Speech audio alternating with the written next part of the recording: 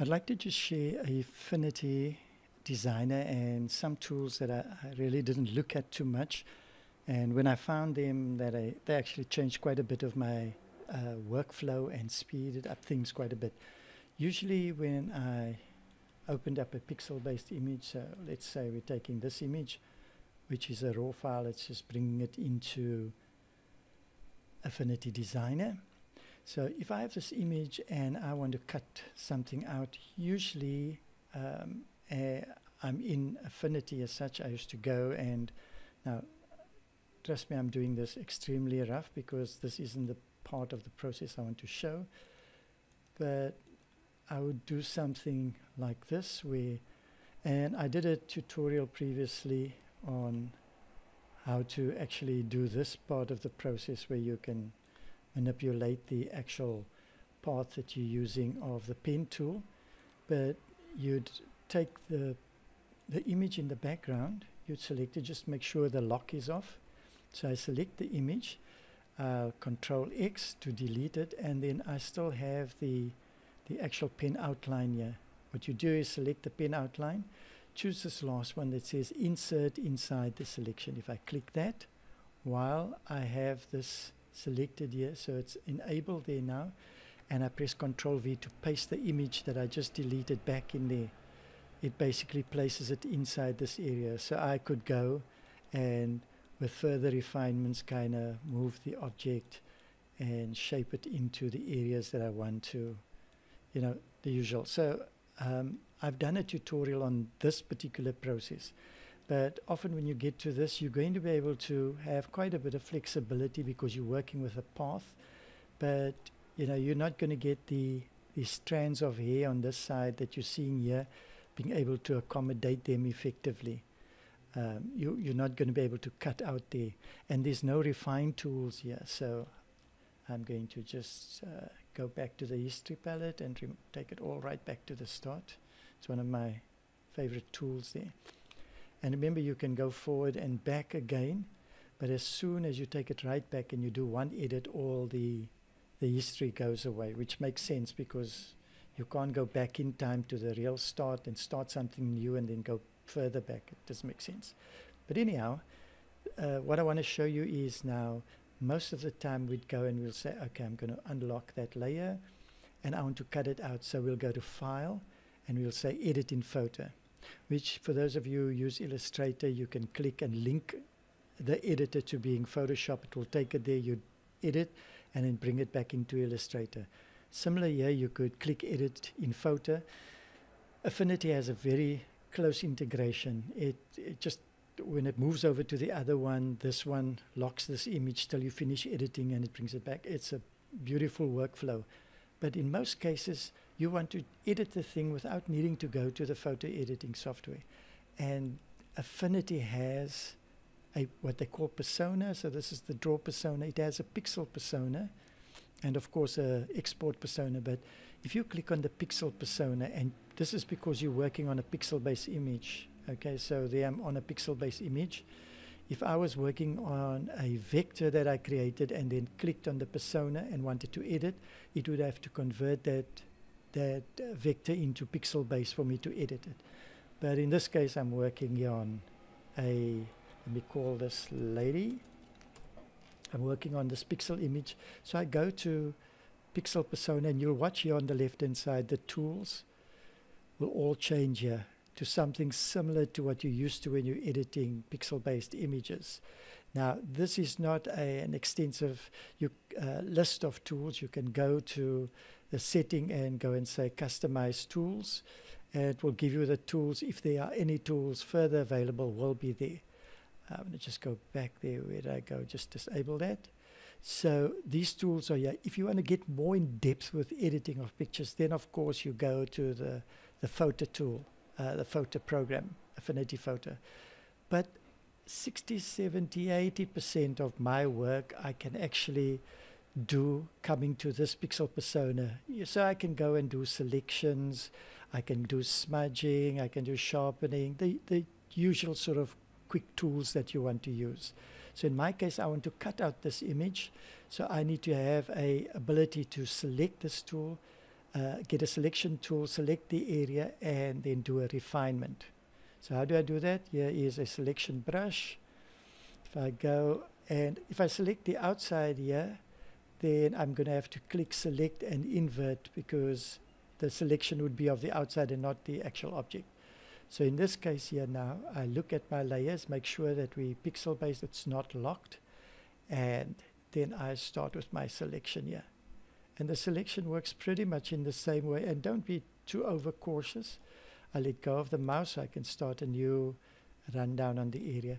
Now you might be tempted to change the brightness or the exposure of the image at this stage, but don't do it. Get used to doing the cutout and the exposure that you can do later by adding an adjustment layer, or the adjustment layer exists also in the draw persona. So I'd rather do the cutout here, take it back to draw persona and add the adjustment there. So I'm going to go down here, and same thing applies. You press Alt and then it reverses the selection. So I'm going to just square bracket to size it there, and Alt again, and we're going to try and get a reasonable setting there. And here we have release the Alt and just go straight down. We're going to try and get that. Pretty much got that area. Okay, and we mustn't select the shadow, of course, here. So I'm going to go Alt, just cut away that. So pretty much the normal selection process that you're familiar with. Don't worry too much about this, because that is the reason why we actually coming to the draw persona, the pixel persona, is because we're going to use the refine tool. Okay, so you click the refine tool.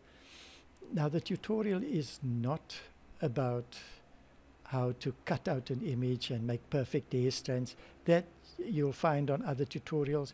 You can set your border width, your smoothness, feather, etc., ramp.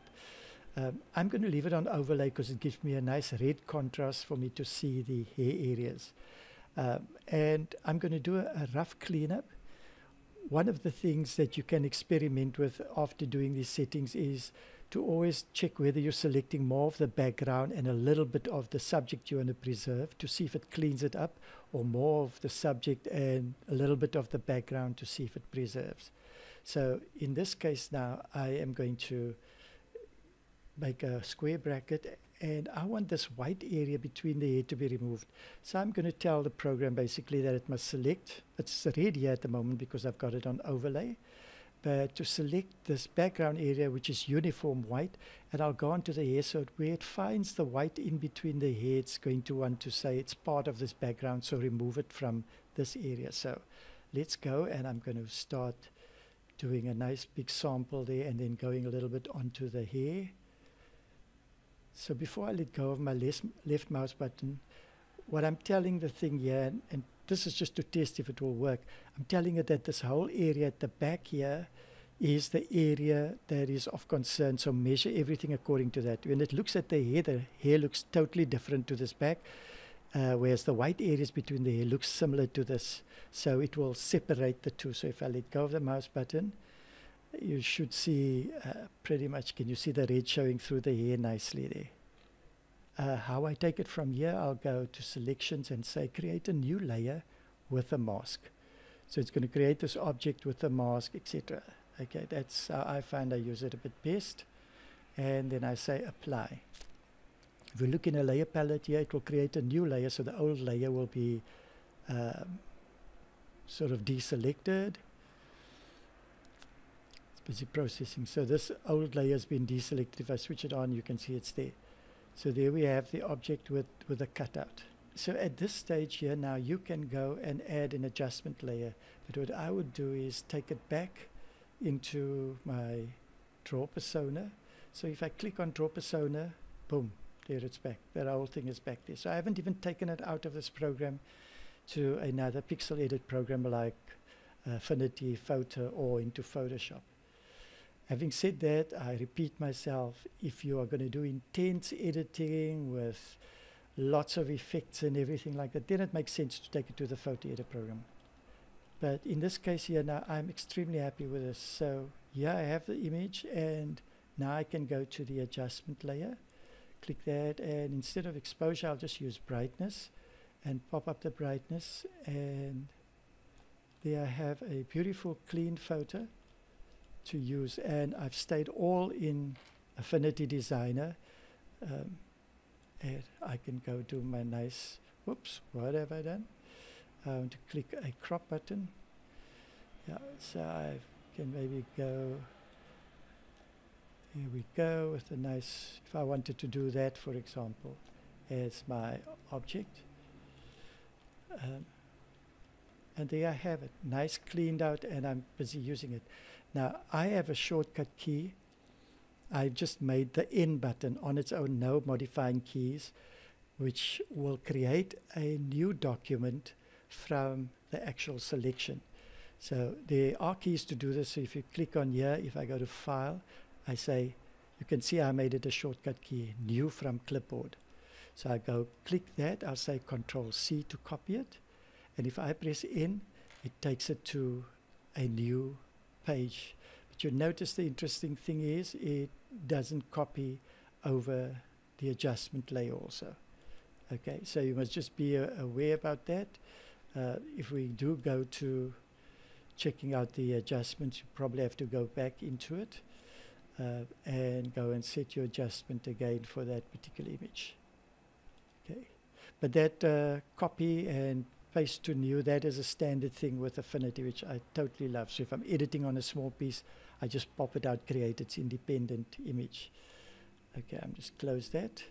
So here we have it. And if you want to keep it here and make this the only image you're working on, just a quick tip again, I'll go to Artboard. I'll say Insert Artboard, and then click the Move tool and click outside to deselect it. And then you click the Artboard. And then, of course, you can actually size the artboard accordingly.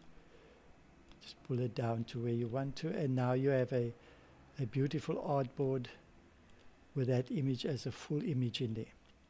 Okay, so just to recap, if you are busy working with an object pixel-based that you want to do a selection tool and cut out, or even use any of the other tools that are kind of available in the pixel persona, it's a matter of going and clicking pixel persona, having access to them, doing them. Once you're done editing here, you, like if you have here, what's this? This is a blur tool. So if I wanted to go and blur over here, now I can just go and add a blur on the edges, which is like a Photoshop editing feature. You wouldn't do that with vector art. So if I had to do that blur there and then I want to go back, there I'm basically back and the effect is added on there. It is brilliant. I didn't use it too much. Now I use it routinely. If I don't have a happy result from availability of tools here, then of course I'll go and edit in Affinity Photo. So hopefully this has helped you, and you see some use for it. It just might help increase your workflow for jobs going forward. So as usual, if you enjoyed this, share it with other people. Share the knowledge. It always helps everybody save a few minutes and adds a few minutes onto their lifespan. They can spend more time with their family and less with designing if you improve their workflow. So have a fantastic day and God bless you.